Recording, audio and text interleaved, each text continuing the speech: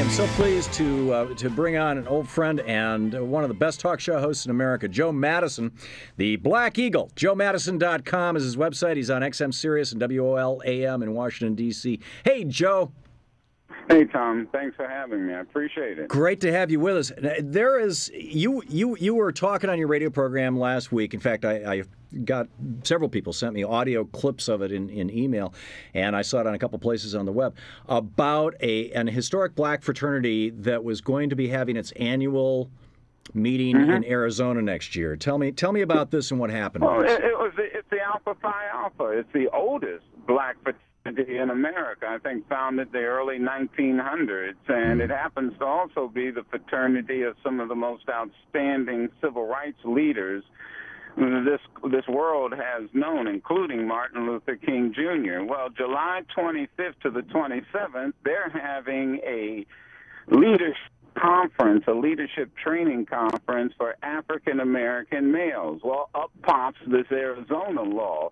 How in the world do you hold a leadership training conference for African American young men in particular, and at the same time spend literally millions of dollars in Arizona after this bad law is passed and signed by the governor? And so I just simply challenge the alphas to, look, you can't do it.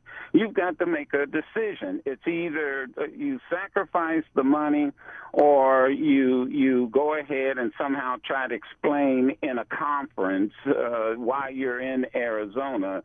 And the question that I asked is, Thom, what would Martin Luther King Jr. do? Right. How did Martin Luther King Jr., in essence, become nationally and worldwide known? He became nationally and known all over the world because of what? The Montgomery bus boycott. Yep. And so, the thing I'm really proud of is that members called and said, we're not coming.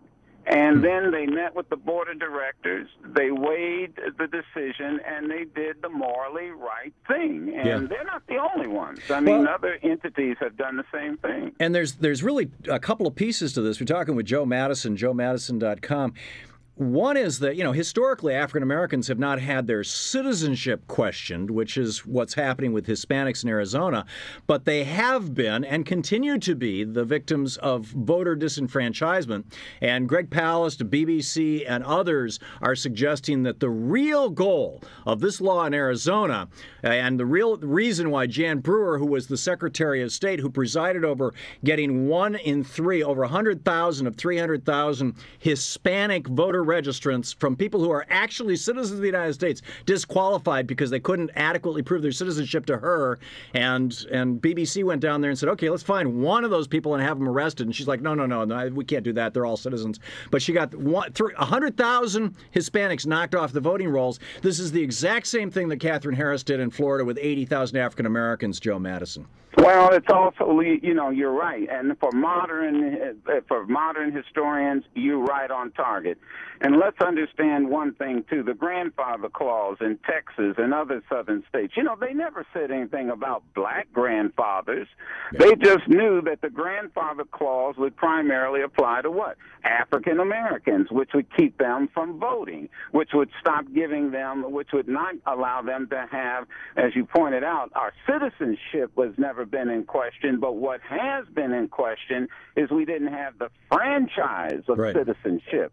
And you got to, and so that is something that comes into play with this. Thom, this is bad law. Look, I'm not soft on illegal immigration. I am not soft on it, but I am saying that this is bad law. And here's what ticks me off, and I was just listening to you talk about corporate capital punishment, and man, I'm on it with you. Yeah. I am saying to you, if you want to stop this, it's like pulling weeds. You just don't pull the weed up. You know what I'm talking about. You got to get to the root of the problem, and the root of the problem are corporations that are hiring illegal immigrants, and they're doing it to undercut black-white labor. That's what they're doing, and they're the ones who should be arrested, and that's where the law ought to apply, right there.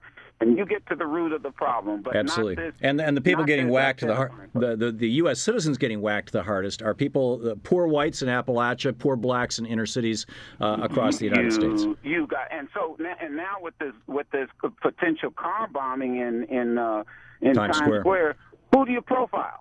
Yeah. White men? Somebody white, 40-year-old male? It's starting to look like it's a Tim McVeigh wannabe. Joe, while I've got you on, we're talking with Joe Madison, joemadison.com, the Black Eagle over on XM Sirius and WOLAM in Washington, D.C.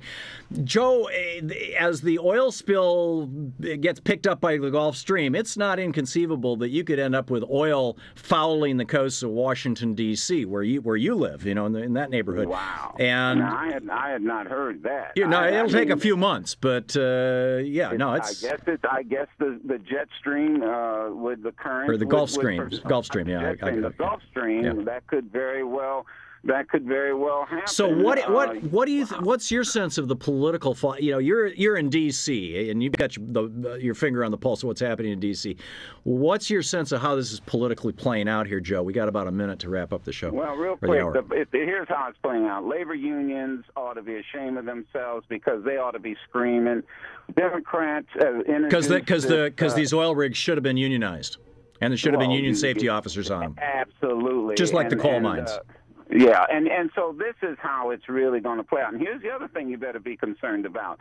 How many of these shrimpers and these other people will be hired to do the cleanup? Or will they be going south of the border to get folks to clean up like they did after Katrina? Oh, man. All right, I'm telling you, watch it.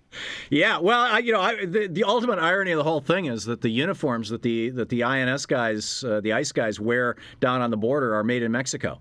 I mean, oh, geez. Yeah. Well, that's what we better watch out, because I understand corporate that outsourcing. They've only hired one person. They've only hired one person that they trained for the cleanup.